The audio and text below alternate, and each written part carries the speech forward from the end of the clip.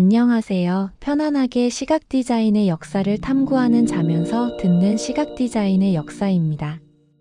지난 시간 우리는 이집트의 위대한 서기들이 수천 년 동안 그림 문자와 상형 문자를 고수하며 파피루스의 신들의 말씀을 기록했다는 사실을 배웠습니다.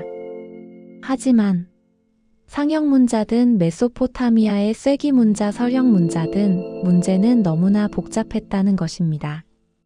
배우는 데만 평생이 걸렸죠.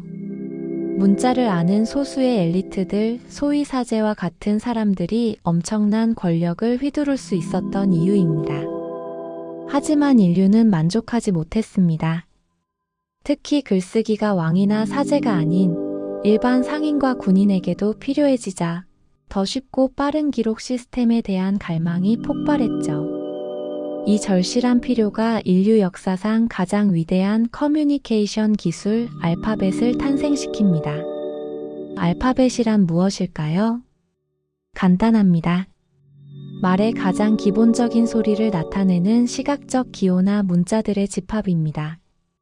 기존의 수백, 수천 개의 기호를 단 20, 30개의 문자로 대체했다는 것은 문명의 역사에서 기적과도 같은 간소화 혁명이었습니다. 당장 알파벳이라는 단어 자체도 그리스어 알파벳의 첫 두 글자인 알파와 베타에서 따온 이름이죠. 이 위대한 발명의 기원에 대해서는 수많은 이론이 있지만 몇몇 흥미로운 미스터리가 있습니다. 먼저 지중해의 섬 크레타에서 발견된 기원전 2800년경 미노아 문명의 그림 문자들입니다. 이 문자들이 훗날 알파벳의 조상이 되었는지 확실치 않지만 그 시도는 분명히 있었습니다.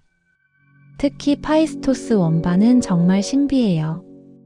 기원전 2000년경의 것으로 추정되는 이 점토판에는 241개의 상형 문자 기호가 나선형으로 찍혀 있는데 놀랍게도 스탬프를 사용해서 찍은 흔적이 있습니다.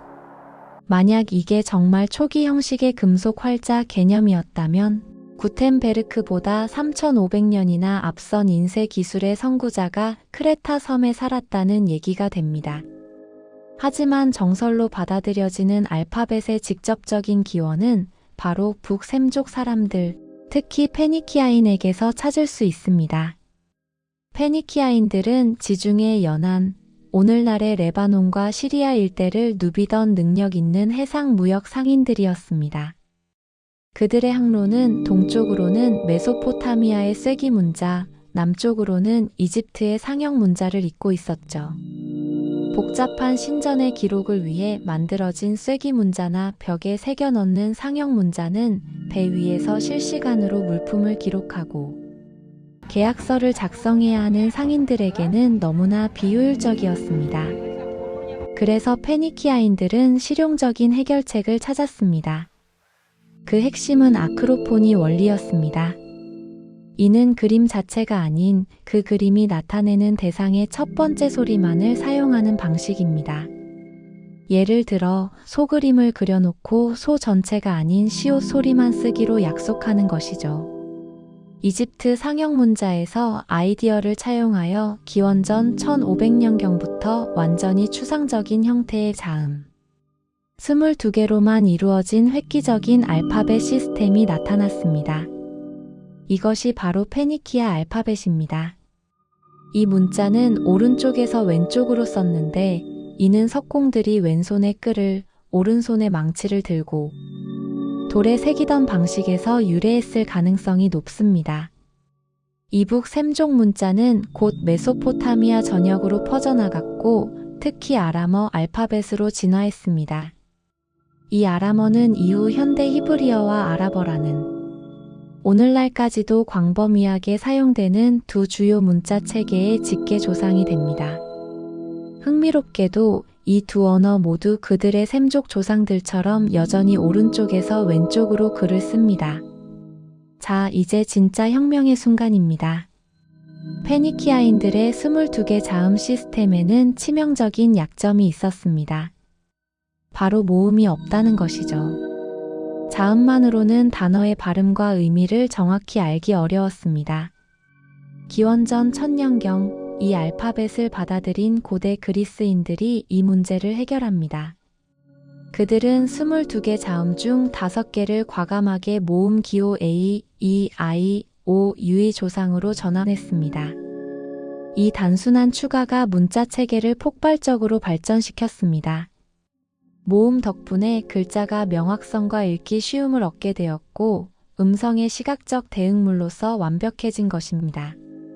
그리스 신화에서는 이 알파벳을 카드모스 왕이 가져왔다고 전해지는데, 용의 이빨을 심어 군대를 길러냈다는 신화는 카드모스가 문자를 통해 군사 정보를 신속하게 전달할 수 있는 힘을 얻었음을 상징하는 것일지도 모릅니다. 또한 그리스인들은 이 문자에 예술적 혼을 불어넣었습니다.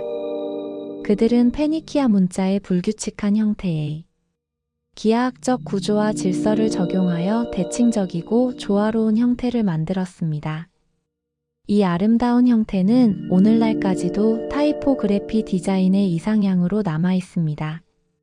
재미있게도 그리스인들은 처음에 페니키아처럼 오른쪽에서 왼쪽으로 썼다가 쟁기지라는 소의 움직임에서 아이디어를 얻어 부스트로페돈 방식, 즉 첫 줄은 오른쪽에서 왼쪽으로, 다음 줄은 왼쪽에서 오른쪽으로 썼습니다.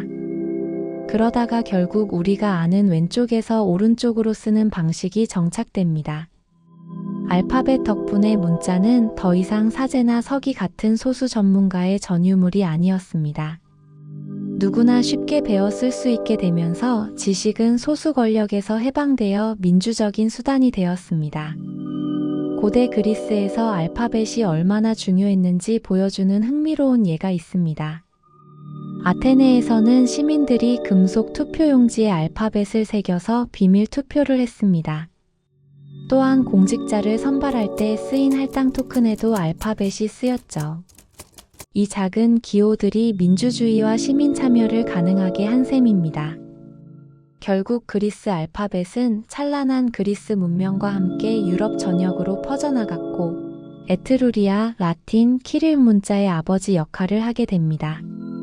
그리스인들은 자음만 있던 건조한 문자 체계에 촉촉한 모음을 더해 생명을 불어넣고, 기하학적 조화를 통해 글자를 예술의 경지로 끌어올렸습니다. 하지만 이 위대한 문자가 벽화나 석비에만 머물러 있을 수는 없겠죠. 다음 시간에는 이 그리스 알파벳을 물려받아 유럽을 통일했던 로마인들이 어떻게 이 문자를 기념비적 대문자인 카피탈리스 모누멘탈리스라는 압도적인 형태로 발전시켰는지, 그리고 서양의 종이책인 코덱스의 형태가 어떻게 탄생했는지 알아봅니다. 그리고 아시아 동쪽 끝의 작은 나라 조선에서는 세종대왕이 이 모든 알파벳의 역사를 통틀어 가장 과학적이고 독창적인 문자를 창제합니다. 다음 챕터 라틴 알파벳의 완성 그리고 한글에서 그 놀라운 이야기들을 기대해 주세요. 감사합니다.